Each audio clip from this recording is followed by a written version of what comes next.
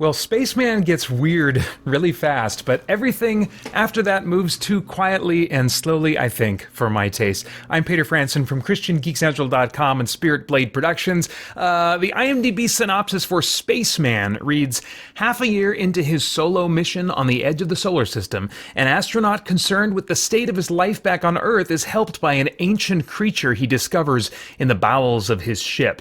So the basic vibe of this thing I would describe as a quiet indie sci-fi drama. It seems to be like kind of alternate history seemingly taking place in the maybe 70s or 80s. Certainly those are the technology and aesthetics that are at play, with some selectively futuristic tech, even by today's standards.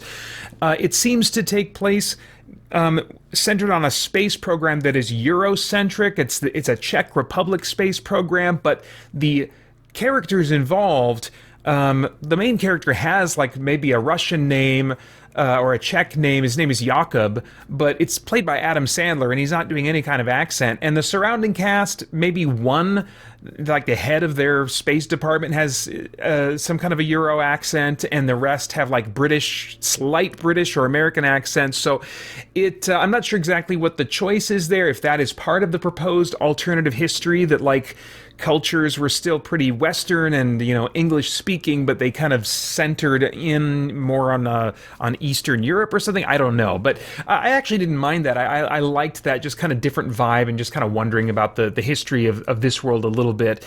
It gets into really some sci-fi weirdness early on with this giant spider appearing, and you see this in the trailers. This giant spider joining Jakob on the ship. Jakob is isolated. He's been on this mission for 6 months, which is half of a year-long mission. And at this point, when this spider appears, he's wondering, is this thing real? Is this imagined? There's good reason, given the origins of the spider, where we see it come from. There's a good reason to think that it is all in his head, but I mean, you could also allow for some science fiction conceits that would mean that it's, actually real and physical. But not just the spider, there are other elements of Jakob's experience that had me wondering, well, how much of this is imagined? Is the spider imaginary? Are these other things he's experiencing also imaginary? So it's that type of movie that doesn't really seem interested in definitively answering that question even by the end. The story and the character development move more slowly than I would like, making some plot points more than once when I would prefer actually the plot to just advance, or for a character beat to be stated once and then we move the character forward in their story.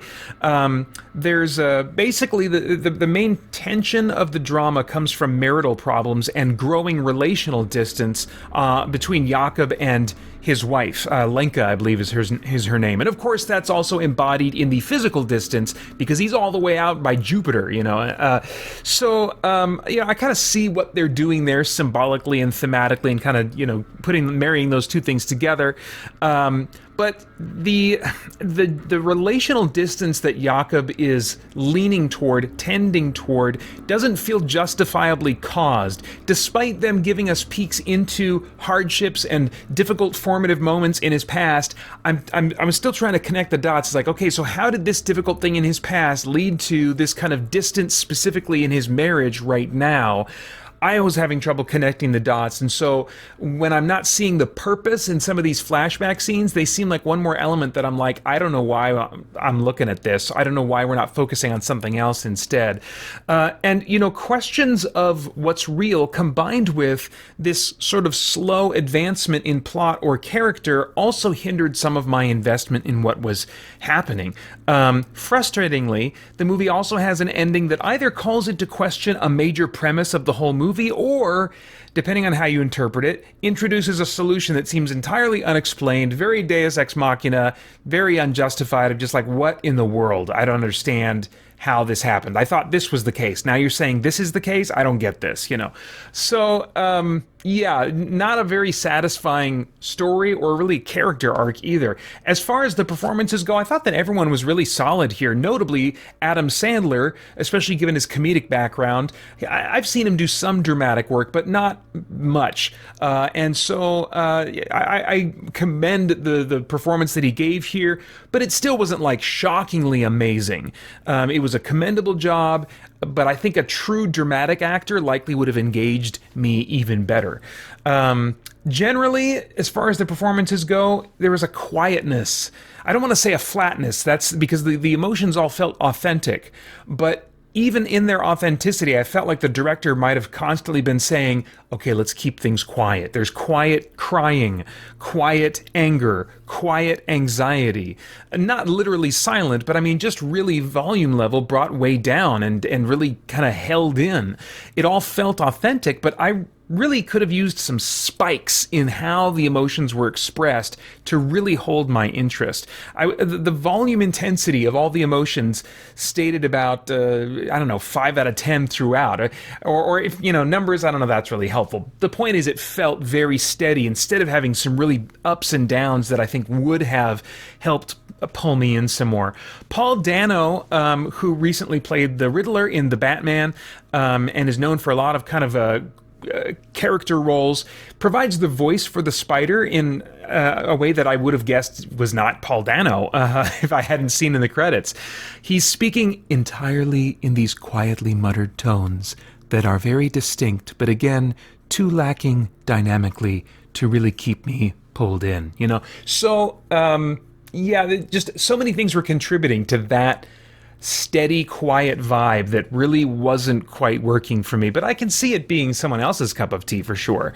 As far as the visuals, just the overall presentation of this visually, the sets I thought looked great, very grounded. The 70s, 80s tech and aesthetic was really selling on me in terms of its authenticity. The wire work for weightlessness, assuming that is what they used, was really well done. Like Constellation, which I reviewed last week, it made me wonder, was this wire work all the time, or did they ever do any kind of free fall shooting in those special planes that allow them to capture genuine weightlessness? So I thought it was really well done. The CG giant spider, I guess, looks as good as CG giant spiders get. It helps though that I don't have expectations for how giant spiders should move. But I have no complaints. I don't normally comment on music, but I will also say that the music as well, very subdued and very steady, and it contributed, like so many other things, to this steady, quiet, at times almost sleepy vibe. I mean, there were times where I was checking out. I was actually I don't usually make my notes for my movie reviews while I'm watching them, but I was starting to put together the skeleton of my review notes while I was still watching the movie, just because I was having no trouble tracking with the movie while making notes at the same time. I just was not that engaged, and the music was one more thing that contributed to that. Now, as far as themes, is there anything of moral, philosophical, or spiritual significance going on in the themes of this thing that might trigger some worthwhile thought or conversation? The main parallels thematically, I think, are to growing distant in the marriage relationship, with maybe one spouse leaning into ambitions of their work life. In this case, Jakob focused on the mission of the space program the space mission that he was on, but people can get very missionally focused in their own minds on their work and let that be something that just overrides their lives. But yet also, as is the case with many kind of more pedestrian type jobs, the space program, the other people that are working with him, communicating with him constantly over radio and stuff, they don't truly appreciate Jakob. They're concerned about his emotional and psychological well-being, but only because of how it would affect the mission if he goes south in his well-being.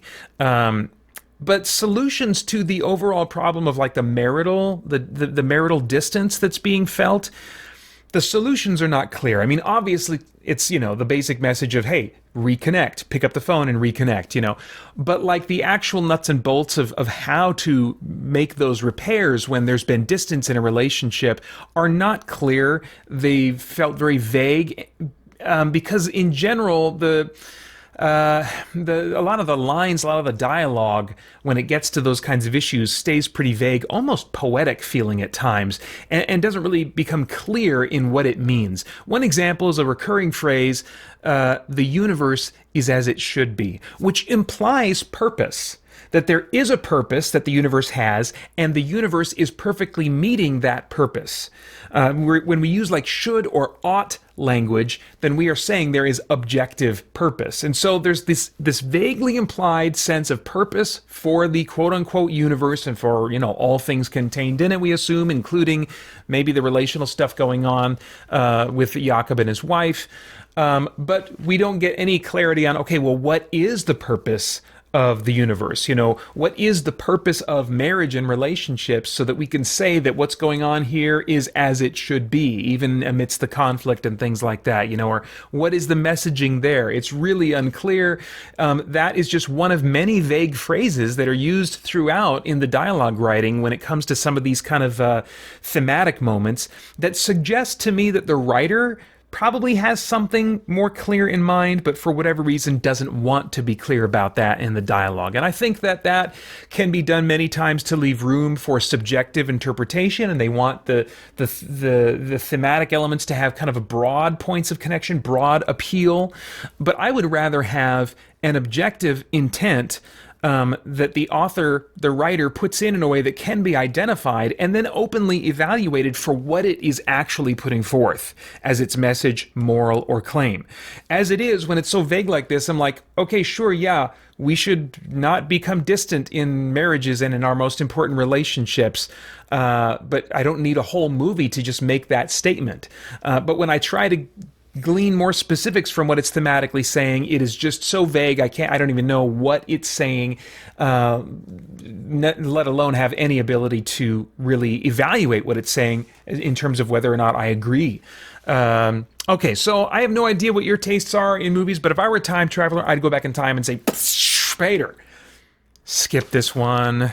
The trailer totally looks like your kind of movie, and in some ways it is your kind of movie, but it just leans too heavily into a single emotional vibe or dynamic vibe, and remains too vague on some plot points and thematic points for you to really invest or have much of meaning here to contemplate. This one's rated R for language. And those are all of my thoughts for now on Spaceman. As always, I'd love to get your thoughts and reactions in the comments below. Please like, share, subscribe, click that bell, any of those things to stay connected, to share this content. I really do appreciate. I want to thank the Spirit Blade Insiders for making this review possible. More info about the benefits of becoming an insider are at patreon.com/spiritbladeproductions. And then, as always, I hope you'll check out our podcast and stay connected to all CGC content at christiangeekcentral.com as we continue to geek out and seek the truth. For more chat about geek entertainment, answers to your questions, and news from the wider world of Christian geekery, get the Christian Geek Central podcast today on iTunes and other podcast services.